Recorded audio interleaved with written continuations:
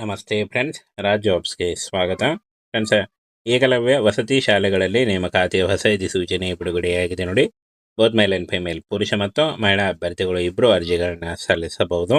ಹಾಗೆ ಟೀಚಿಂಗ್ ಮತ್ತು ನಾನ್ ಟೀಚಿಂಗ್ ಉದ್ಯೋಗಗಳಿಗೆ ನೇಮಕಾತಿ ನಡೀತಾ ಇದೆ ನೋಡಿ. TGT, PGT, ಪ್ರಿನ್ಸಿಪಲ್ ಹಾಗೂ ನಾನ್ ಟೀಚಿಂಗ್ ಸ್ಟಾಫ್ ಮತ್ತು ಟೀಚಿಂಗ್ ಸ್ಟಾಫ್ ಉದ್ಯೋಗಗಳು ಮತ್ತು ವಾರ್ಡನ್ ಉದ್ಯೋಗಗಳಿಗೆ ನೇಮಕಾತಿ ನಡೀತಾ ಇದೆ ನೋಡಿ. ಏನು ಏಕಲವ್ಯ ವಸತಿ ಶಾಲೆಗಳಲ್ಲಿ ಹೊಸ ಅಧಿಸೂಚನೆ ಆಗಿರುತ್ತೆ. ಈ ಒಂದು ಹುದ್ದೆಗಳ ಬಗ್ಗೆ ಸಂಪೂರ್ಣವಾದಂಥ ಅಧಿಸೂಚನೆ, ಈ ಒಂದು ಏನು ನೋಟಿಫಿಕೇಶನ್ನ ನಮ್ಮ ಟೆಲಿಗ್ರಾಮ್ ಚಾನಲ್ ಇರುತ್ತೆ ನೋಡಿ, ಅಲ್ಲಿ ಹೋಗಿ ನೀವು ಡೌನ್ಲೋಡ್ ಮಾಡಿಕೊಂಡು ಇನ್ನೂ ಹೆಚ್ಚಿನ ಮಾಹಿತಿಯನ್ನು ತಿಳ್ಕೊಳ್ಬಹುದಾಗಿರುತ್ತೆ. ಹಾಗೆ ಇದುವರೆಗೂ ಯಾರು ನಮ್ಮ ಟೆಲಿಗ್ರಾಮ್ ಚಾನಲ್ ಜಾಯ್ನ್ ಆಗಿಲ್ಲ, ಈಗಲೇ ಜಾಯ್ನ್ ಆಗಿ ಇನ್ನೂ ಹೆಚ್ಚಿನ ಮಾಹಿತಿಗಳು ಹಾಗೆ ಉದ್ಯೋಗದ ಏನು ಮಾಹಿತಿ ಬೇಗ ಅಲ್ಲಿ ಒಂದು ನೋಟಿಫೈ ಆಗುತ್ತೆ. ಹಾಗೆ ಎಲ್ಲ ಒಂದು ಹುದ್ದೆಗಳ ನೋಟಿಫಿಕೇಶನ್ನ ಅಲ್ಲಿ ಹಾಕಿರ್ತೀವಿ, ಅಲ್ಲಿ ಹೋಗಿ ನೀವು ಡೌನ್ಲೋಡ್ ಮಾಡಿಕೊಂಡು ಹೆಚ್ಚಿನ ಉದ್ಯೋಗ ಮಾಹಿತಿಯನ್ನು ಪಡೆದುಕೊಳ್ಬೋದು. ಬನ್ನಿ ಇದ್ರ ಬಗ್ಗೆ ಇನ್ನೂ ಹೆಚ್ಚಿನ ಮಾಹಿತಿಯನ್ನು ತಿಳಿಸ್ಕೊಡ್ತೀನಿ. ಇನ್ನು ಏಕಲವ್ಯ ಮಾದರಿ ಶಾಲೆ, ಏಕಲವ್ಯ ವಸತಿ ಶಾಲೆಗಳಲ್ಲಿ ನೇಮಕಾತಿ ಆಗಿರುತ್ತೆ. ಒಟ್ಟು 7267 ಹುದ್ದೆಗಳಿದ್ದಾವೆ. PGT, TGT, ವಾರ್ಡನ್ ಮತ್ತು ಇನ್ನೂ ಹಲವು ಹುದ್ದೆಗಳಿಗೆ, ಅಂದರೆ ಟೀಚಿಂಗ್ ಮತ್ತು ನಾನ್ ಟೀಚಿಂಗ್ ಉದ್ಯೋಗಗಳಿಗೆ ಹೊಸ ಅಧಿಸೂಚನೆ ಆಗಿರುತ್ತೆ. ಇನ್ನು ಫ್ರೆಂಡ್ಸ್, ಈ ಒಂದು ಹುದ್ದೆಗಳಿಗೆ ಅರ್ಜಿ ಸಲ್ಲಿಸುವಂಥ ಅಭ್ಯರ್ಥಿಗಳು ಕರ್ನಾಟಕ ಸೇರಿ ಆಲ್ ಇಂಡಿಯಾದಲ್ಲಿ ನೇಮಕಾತಿ ಆಗುತ್ತೆ.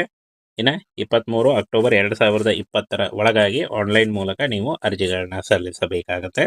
ಆನ್ಲೈನ್ ಅಪ್ಲಿಕೇಶನ್ ಫಾರ್ಮನ್ನು ನೇರ ಲಿಂಕು ವಿಡಿಯೋ ಡಿಸ್ಕ್ರಿಪ್ಷನ್ ಬಾಕ್ಸಲ್ಲಿ ಇರುತ್ತೆ ನೋಡಿ, ಅಲ್ಲಿ ಹೋಗಿ ನೀವು ಓಪನ್ ಮಾಡಿಕೊಂಡು ನೀವು ಡೈರೆಕ್ಟಾಗಿ ಅರ್ಜಿಗಳನ್ನ ಸಲ್ಲಿಸಬಹುದು. ಇಲ್ಲಿ ನೋಡಿ, ಏಕಲವ್ಯ ವಸತಿ ಶಾಲೆಗಳಲ್ಲಿ ನೇಮಕಾತಿ ಆಗಿರುತ್ತೆ. 7267 ಹುದ್ದೆಗಳಿದ್ದಾವೆ. ಅಖಿಲ ಭಾರತದಲ್ಲಿ ನೇಮಕಾತಿ ಆಗುತ್ತೆ. ಕರ್ನಾಟಕದಲ್ಲೂ ಕೂಡ ಹುದ್ದೆಗಳಿದ್ದಾವೆ. PGT, TGT ಮತ್ತು ವಾರ್ಡನ್ ಹಾಗೂ ಟೀಚಿಂಗ್ ಮತ್ತು ನಾನ್ ಟೀಚಿಂಗ್ ಉದ್ಯೋಗಗಳಾಗಿರ್ತವೆ. ಸಂಬಳ ನೋಡಿ 18,000ದಿಂದ 2 ಲಕ್ಷದವರೆಗೂ ಪರ್ ಮಂತ್ ಸ್ಯಾಲ್ರಿ ಆಗಿರುತ್ತೆ. ಇನ್ನು ಫ್ರೆಂಡ್ಸ್, ಪ್ರಾಂಶುಪಾಲರು ನೋಡಿ, ಮೊದಲನೇ ಹುದ್ದೆ ಪ್ರಾಂಶುಪಾಲರು ಯಾವುದೇ ಡಿಗ್ರಿ ಅಥವಾ BEd, ಸ್ನಾತಕೋತ್ತರ ಪದವಿ, MEd ಮಾಡಿದರೆ ನೀವು ಪ್ರಾಂಶುಪಾಲ ಹುದ್ದೆಗಳಿಗೆ ಅರ್ಜಿಗಳನ್ನು ಸಲ್ಲಿಸಬಹುದು. PGT ನೋಡಿ, BEd, ಸ್ನಾತಕೋತ್ತರ ಪದವಿ ಅಥವಾ MEd ಮತ್ತು MTech, MSc ಅಥವಾ MCA ನೋಡಿ, ಇಷ್ಟೊಂದು ಈ ಒಂದು ಪದವಿಗಳಲ್ಲಿ ಯಾವುದಾದ್ರೂ ಪದವಿಯನ್ನು ಮಾಡಿದರೆ ನೀವು PGT ಹುದ್ದೆಗಳಿಗೆ ಅರ್ಜಿಗಳನ್ನು ಸಲ್ಲಿಸಬಹುದು.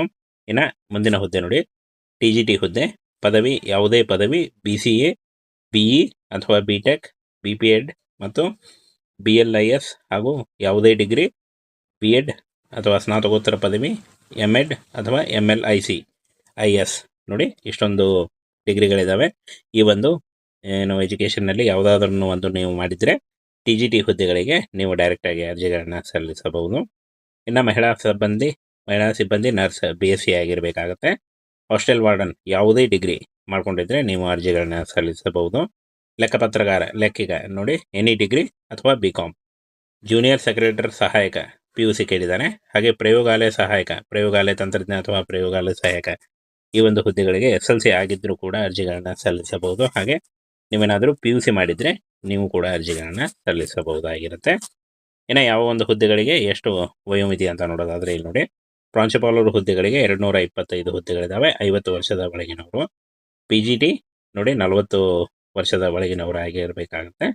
ಹಾಗೆ ಮಹಿಳಾ ಸ್ಟಾಫ್ ನರ್ಸ್ ನೋಡಿ, 35 ವರ್ಷದ ಒಳಗಿನವರು. ಹಾಸ್ಟೆಲ್ ವಾರ್ಡನ್ ಕೂಡ 35 ವರ್ಷದ ಒಳಗಿನವರು.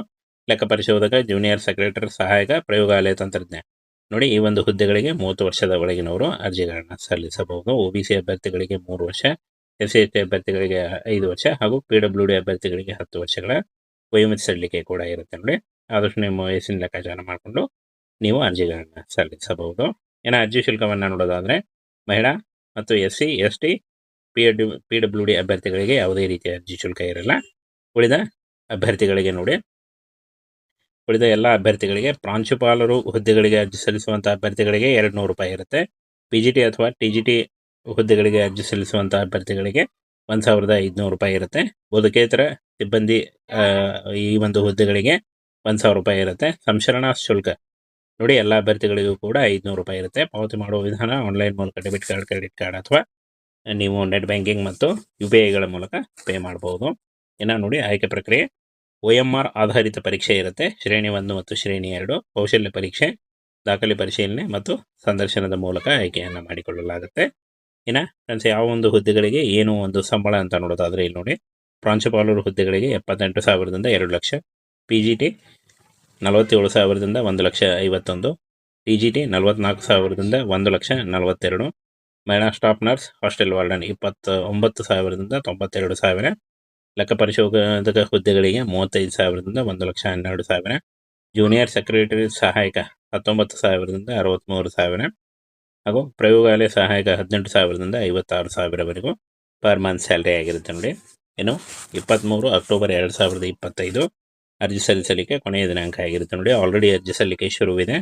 ನೀವು ಆನ್ಲೈನ್ ಫಾರ್ಮನ್ನು ಫಿಲ್ ಮಾಡಬೇಕಾಗುತ್ತೆ. ಅದರ ನೇರ ಲಿಂಕು ವಿಡಿಯೋ ಡಿಸ್ಕ್ರಿಪ್ಷನ್ ಬಾಕ್ಸಲ್ಲಿ ಇರುತ್ತೆ ನೋಡಿ. ಹಾಗೆ ನೋಟಿಫಿಕೇಶನ್ ಬೇಕಾದಲ್ಲಿ ನಮ್ಮ ಟೆಲಿಗ್ರಾಮ್ ಚಾನಲ್ ಇರುತ್ತೆ, ಅಲ್ಲಿ ಹೋಗಿ ನೀವು ಟೆಲಿಗ್ರಾಮ್ ಚಾನಲ್ನ ಜಾಯ್ನ್ ಆಗಿ ನೀವು ಇನ್ನೂ ಹೆಚ್ಚಿನ ಮಾಹಿತಿಯನ್ನು ತಿಳ್ಕೊಳ್ಬೋದು.